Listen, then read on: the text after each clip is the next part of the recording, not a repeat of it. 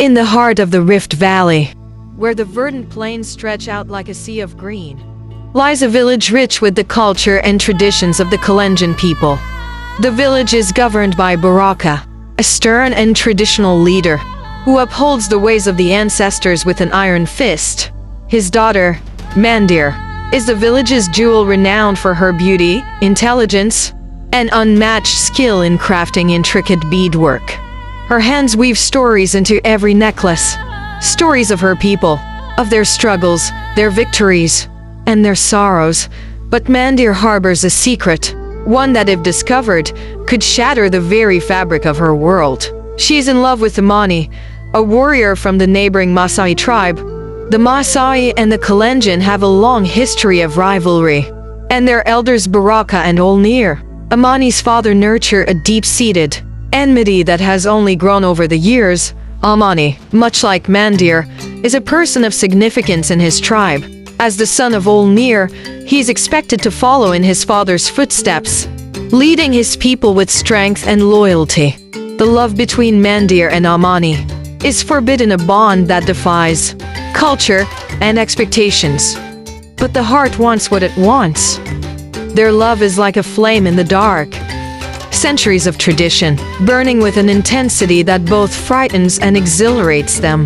As the sun begins its descent, casting a golden hue across the vast plains, Amani stands alone, the wind gently tugging at his shuka.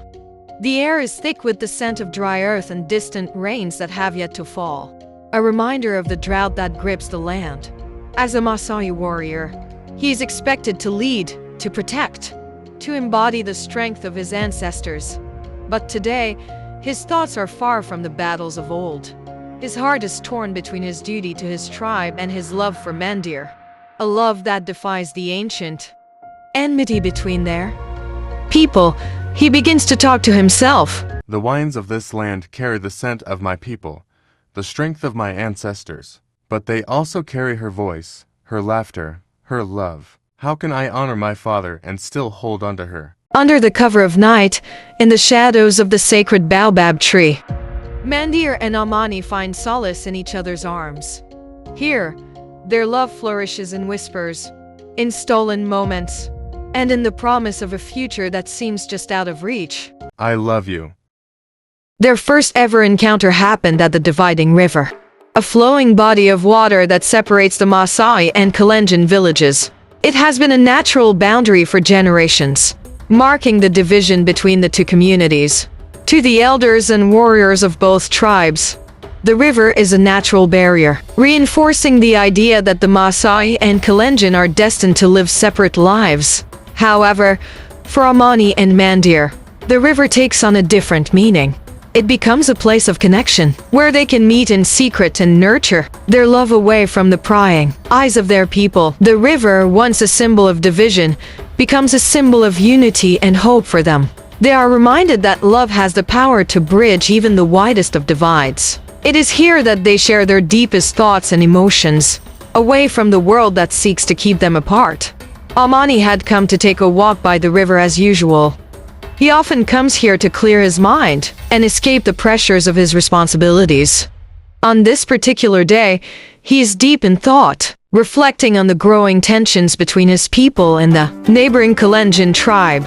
At the same time, Mandere has also found her way to the river. Like Amani, she seeks solace in the peaceful surroundings, using the time to escape the strict expectations placed upon her as the daughter of a respected leader. As Amani walks along the riverbank, he hears a soft rustling in the bushes ahead. His warrior instincts immediately kick in, and he silently reaches for his spear, ready for whatever might emerge.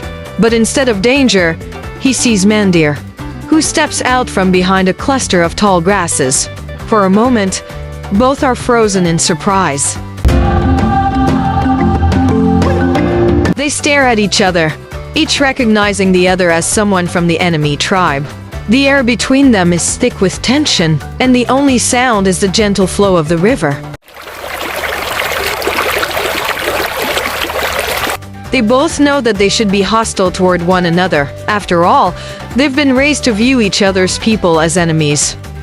But something in the stillness of the moment and the soft light of the setting sun makes them hesitate.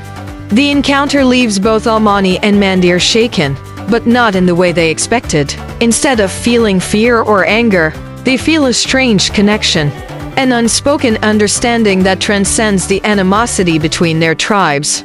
There's a mix of curiosity and attraction that neither can fully explain, but both are intrigued enough to want to explore it further. As they part ways, each returning to their respective villages, they are both lost in thought, unable to shake the memory of the other. The encounter has planted a seed of possibility in their hearts, a small spark that could either grow into something powerful or be extinguished by the forces that seek to keep them apart. This first meeting marks the beginning of their journey. Back in his village,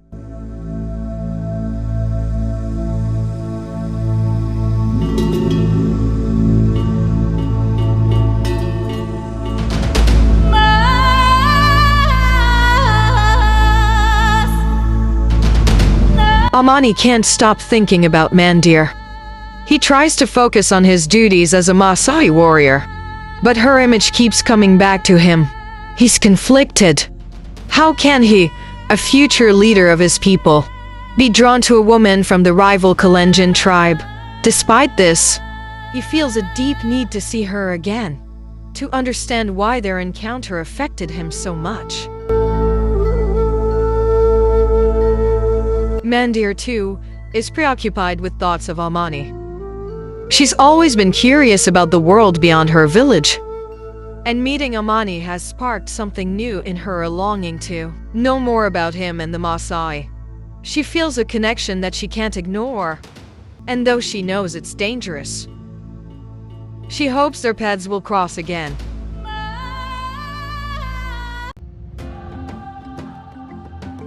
A few days after their first encounter, both Amani and Mandere find themselves drawn back to the river. It's as if some unseen force is pulling them together. This time, they are not surprised to see each other. The initial wariness has softened into something more open, though still cautious.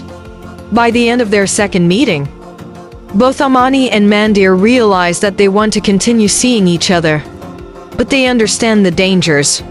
They agree to meet in secret at the river whenever they can. These secret meetings become the center of their lives, the moments they live for.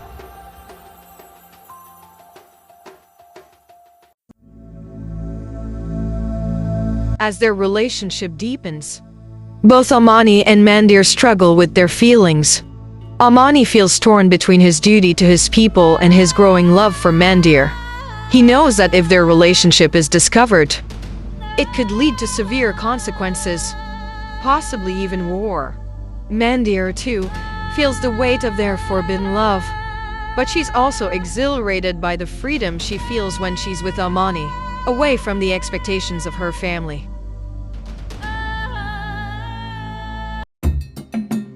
As their relationship grows, Amani and Mandere begin to exchange small, symbolic gifts during their meetings. These tokens are their way of staying connected even when they are apart. Amani gives Mandere a Maasai beaded bracelet, a symbol of protection and connection, while Mandere offers Redempt a small woven pouch, something she made herself, reminders of the bond they are building. A young boy, Kibo, from the Kalenjin village, no older than 10, has grown increasingly curious about Mandere's frequent, unexplained absences. He's noticed how she slips away quietly, often glancing over her shoulder as if afraid of being seen. Today, his curiosity gets the better of him. As Mandere leaves the village, Kibo decides to follow her, keeping his distance and staying hidden among the tall grasses. Kibo's heart pounds with excitement and fear. He knows he shouldn't be doing this, but something compels him to continue. As he creeps closer to the river, he sees Mandere stop at the water's edge. To his surprise, she's not alone.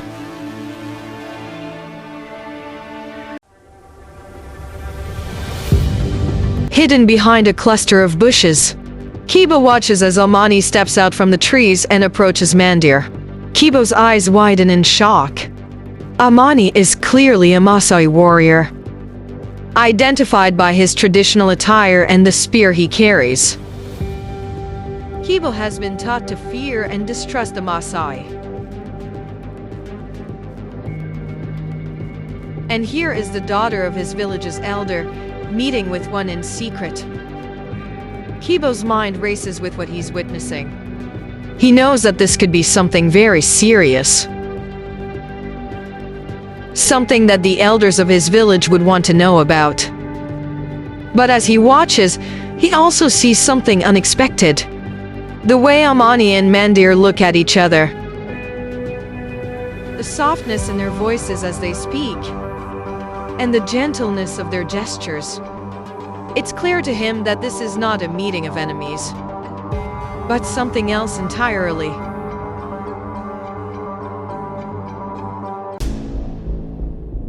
Kibo didn't fully understand the significance of what he had witnessed, but knew that it was something unusual. Later that evening, as he returned home, he couldn't shake the image of Mandere and Amani together from his mind. At home, Kibo sat by the fire as his mother, Shabe, preparing the evening meal. Unable to contain his curiosity, he casually mentioned what he saw to his mother, not realizing the impact his words would have.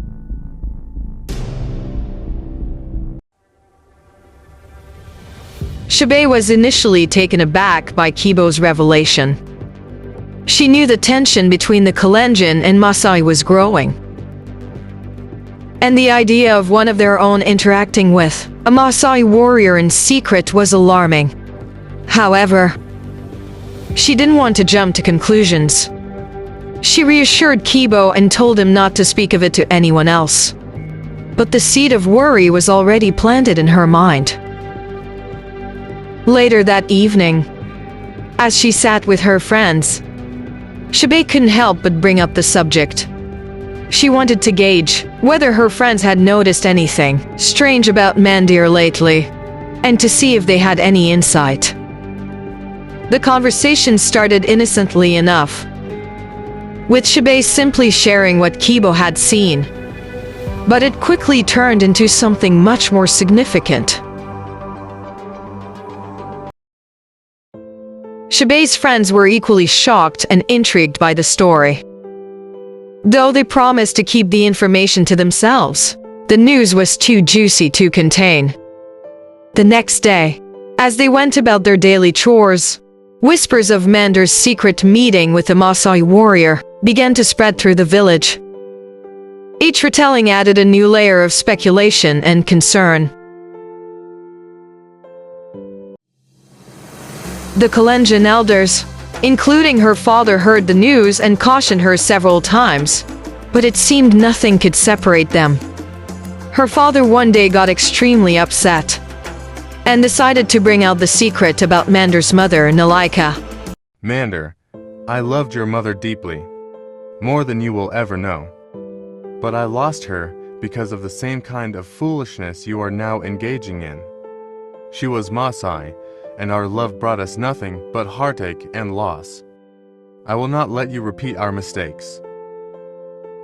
Nalaika was a young Maasai woman, chosen by her elders to spy on the Kalenjin and gather information.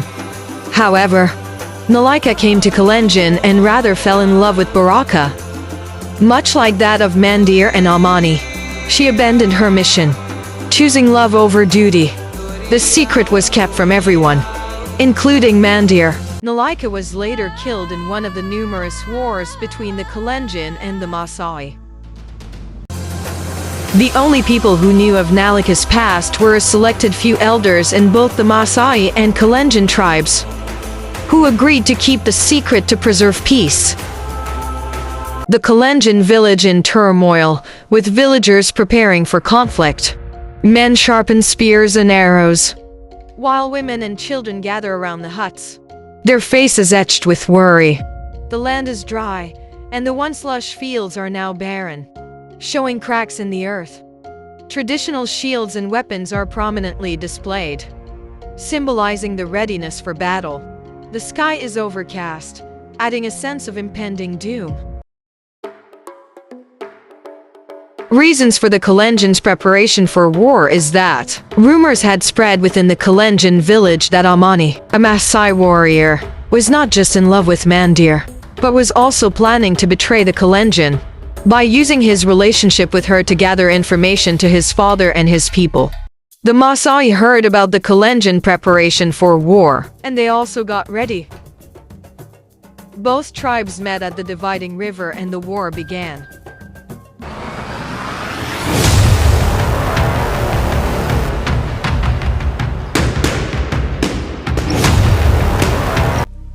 Over 1,000 warriors, civilians and animals lost their lives in the brutal conflict. The once thriving villages were now filled with the mourning cries of mothers, fathers, and children who had lost their loved ones. The toll of the war was not just in lives lost, but in the very soul of the community. Despite the heavy toll, the love between Mandere and Amani endures. They continue to meet secretly by the river, defying the orders of their elders. The two lovers were arrested by the Kalenjin warriors and imprisoned for disobeying the elders. Unbeknownst to them, this prison is also where Maasai and Kalenjin elders meet secretly with colonial forces, plotting against their own people. They had come to take their shares from the colonial forces after the brutal conflict. But the colonial leaders, having achieved their goal of destabilizing the region, no longer saw any value in honoring their agreements. So they refused to fulfill their promises and threatened the elders that they were going to reveal their treachery to their respective tribes if they keep demanding the lands and powers they had promised them. The elders were left in shock, realizing that they had been outsmarted and used by the very people they thought were their allies. The colonial forces initially approached the Maasai and Kalenjin under the guise of trade and diplomacy. They presented themselves as friendly and neutral, slowly gaining the trust of some of the elders.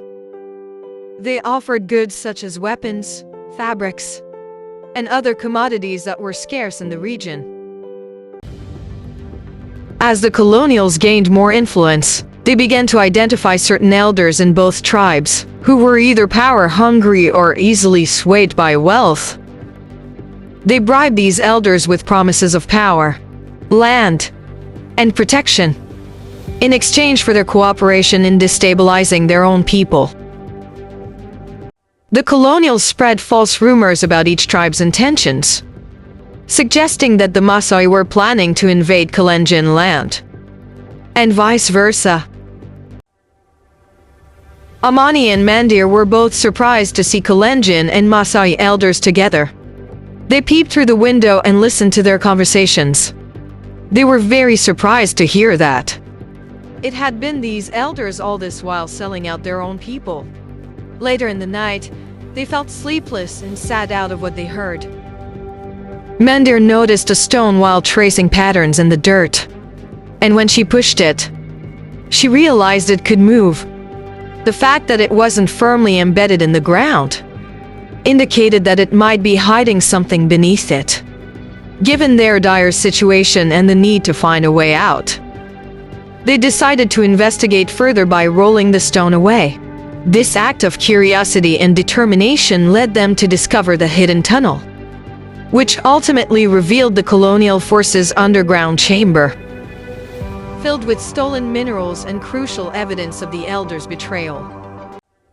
They took some of the minerals, some documents and an audio recorder that had the voices of the elders conspiring against their people. They used these as evidence against them. After releasing this, both tribes got hold of the elders involved, plus the colonial forces, and burned them, exempting their master Parker, who escaped to the UK. The Kalenjin and the Maasai finally came together and built a bridge for the dividing river. Amani and Mandere finally marries at the dividing river.